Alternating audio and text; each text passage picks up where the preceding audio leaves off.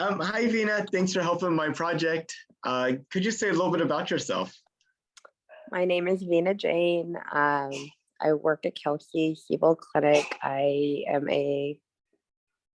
work with strategic planning and analysis and um, do a lot of financial analyses and like ad hoc reporting and stuff like that. So, But that sounds interesting. But I had a couple of questions about space and the future and the moon and stuff I want to ask you. First of all, did you know that NASA is planning to send astronauts back to the moon again for the first time since 1972? no, I did not. What do you think So, about that? I think that's awesome. Last person that went to the moon was Neil Armstrong. Buzz It Aldrin. was the first one. They were the Buzz first Aldrin.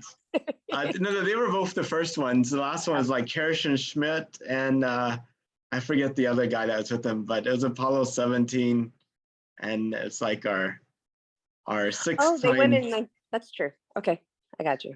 1972. 1972.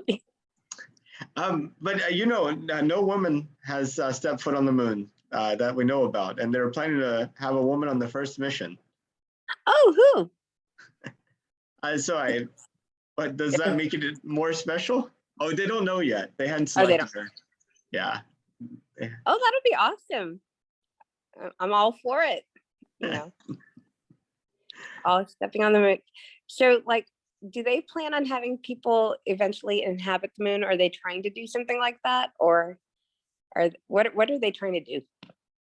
Well, What are, that's a good question. Well, we since the last time we went to the moon, we learned that there's water ice that's frozen in these permanently shadowed craters near the poles of the moon. So we think that might be a resource. So proving that out is one thing. There's a list of like science objectives, but they're all very, specific, and I don't have them on the top of my head. Um, there's a lot of people who want to see them develop the moon a lot more, but I think initially it's just these short trips to the moon, and they're still working on the plans beyond that. okay, that would be awesome. Which company is sending people to the moon? Well, NASA's contracted with Boeing to build this huge rocket called the SLS that's supposed to be launching in August for the first time, and Okay. Lockheed Martin to develop the capsule that carry the astronauts around the moon, and then SpaceX to actually have the craft that actually will take them from the orbit of the moon down to the surface and back up. So there's Very cool. several companies NASA's working with to make it happen. I think that's awesome. I have a question for you, though. You're asked about their plans. When you look out into the future, like 200 years, what do you see? What does it look like to you? Well, like in the 80s, you thought the Jetsons thing was all pretty cool, right? Because there's all space age and futuristic and stuff like that. But now, looking into it in the future, the space station, 20 years ago was, and, it wasn't realistic at that point, right? It's maybe not 20 years, maybe before that too. But I mean, now it's a reality. And those things are pretty awesome. It's awesome that they've done all those achievements already.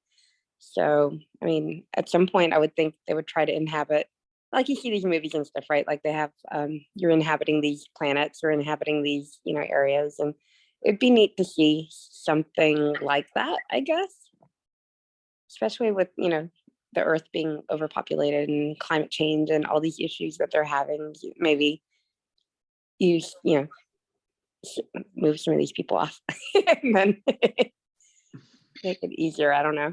It's definitely neat to see space exploration and where they're going into everything, and it's neat. Inhabiting the moon would be pretty cool. Mars, moon. I guess those are all the ones, but they're all exploring now, right?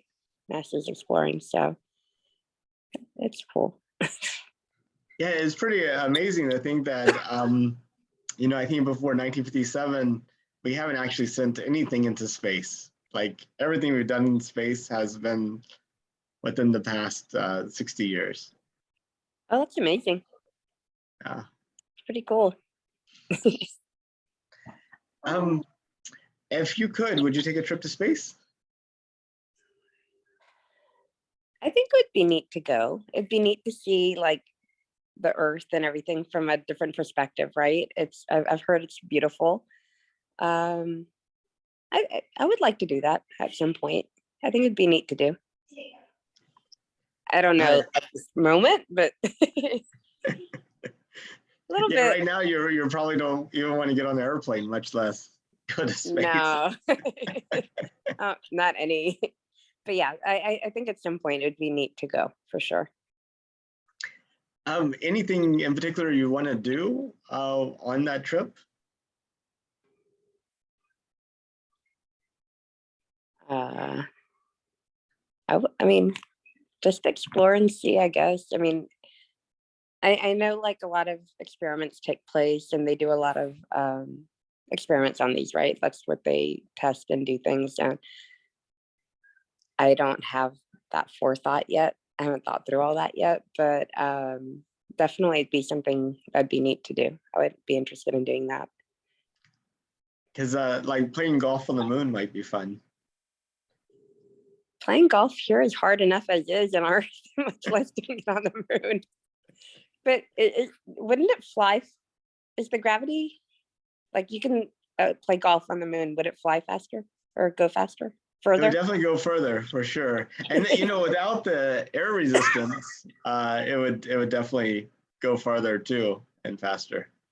So Hey, maybe I'll be better at it there because here aim is not very good right here. I've never played golf, so I have no idea on how hard it is. It I looks tried top easy. golf. Oh, top golf, I've done that. That's hard. Yeah.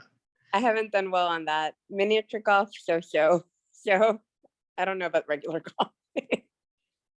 And so imagine you or one of your descendants actually immigrates to Mars, and it's 200 years in the future, and it's your great, great, great, great, great, great. I'm not sure how many greats it takes, but she's really great.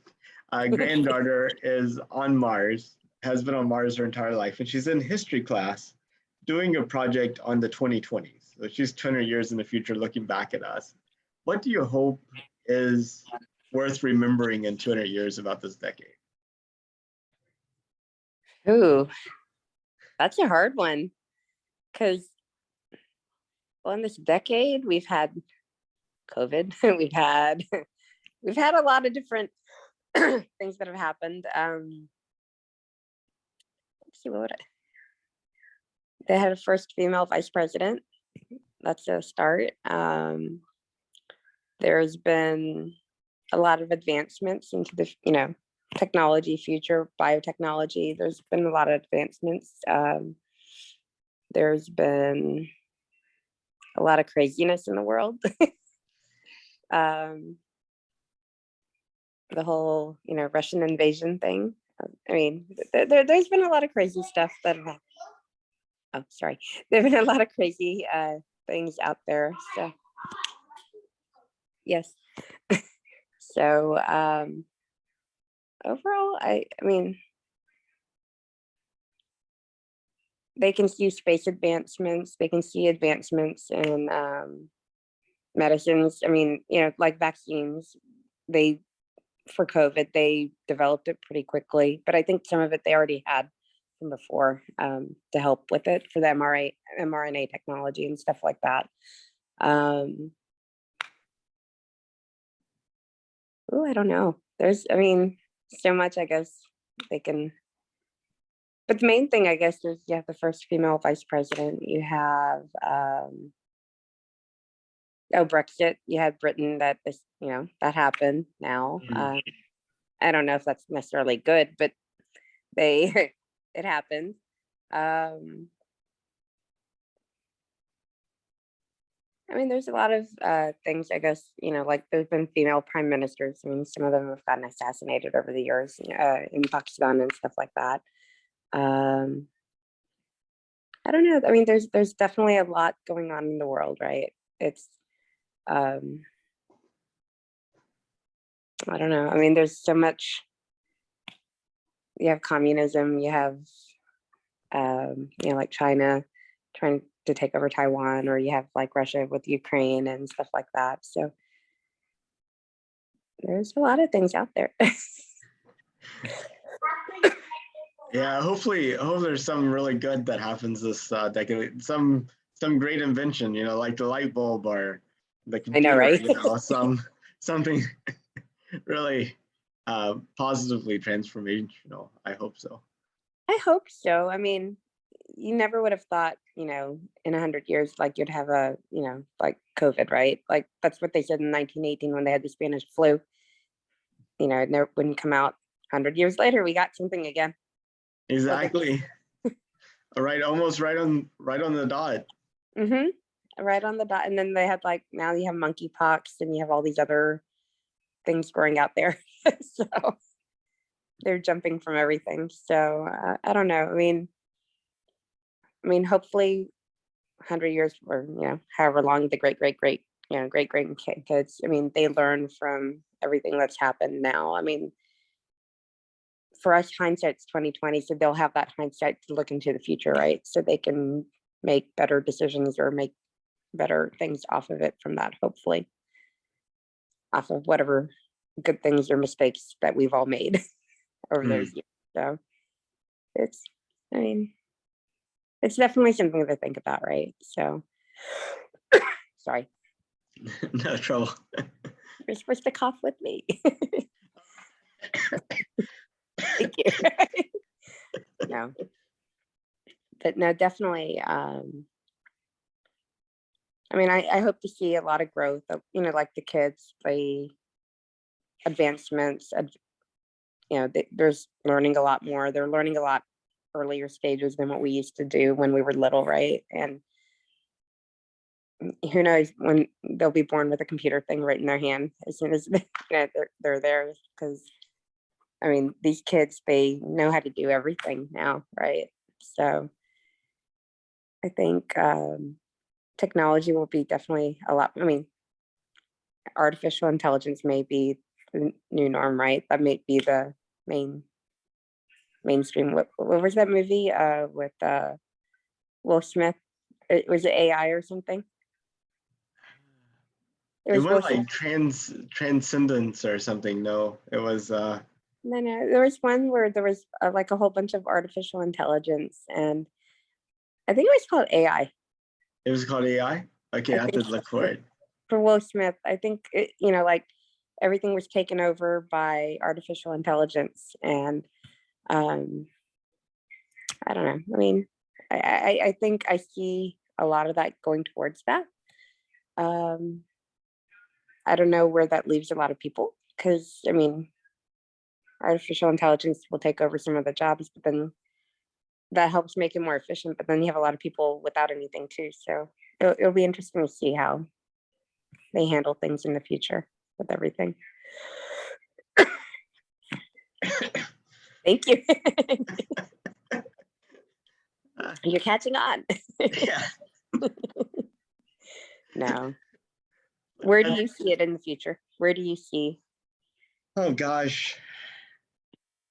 Well, I have the way I hope we have it, and that is, the vast majority of the world's free and people can, free to move around, free to get whatever jobs they want, free to have whatever families they want.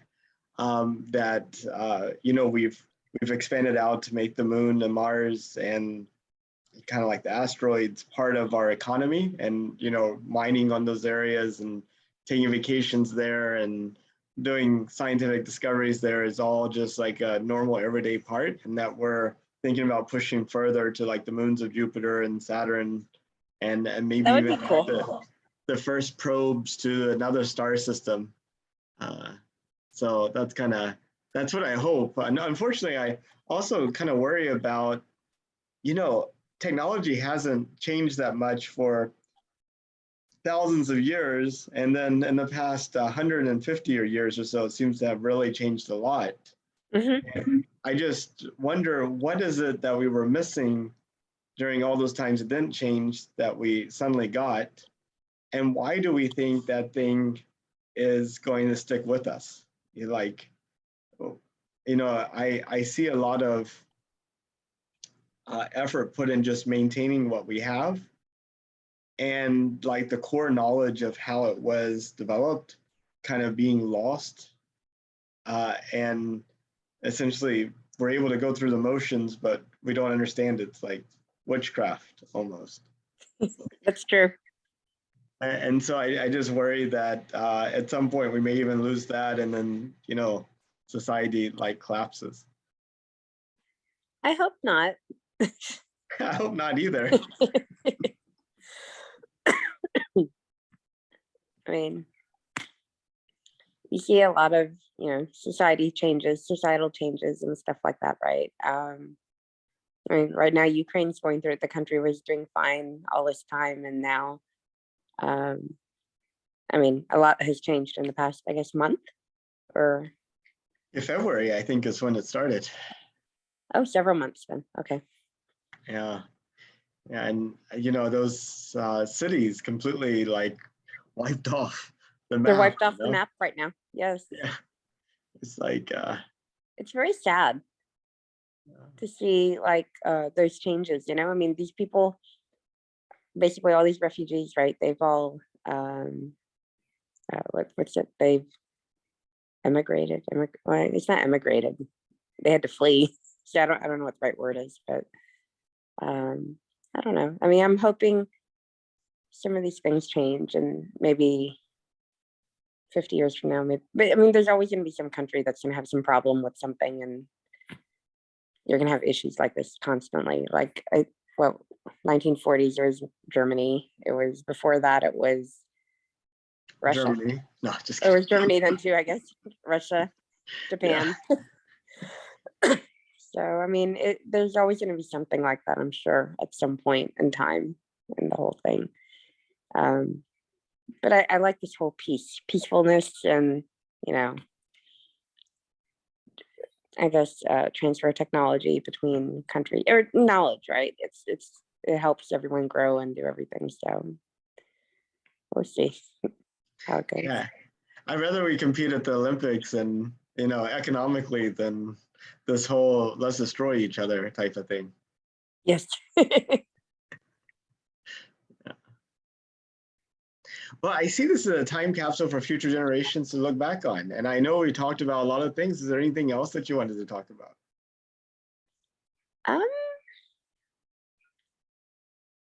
No.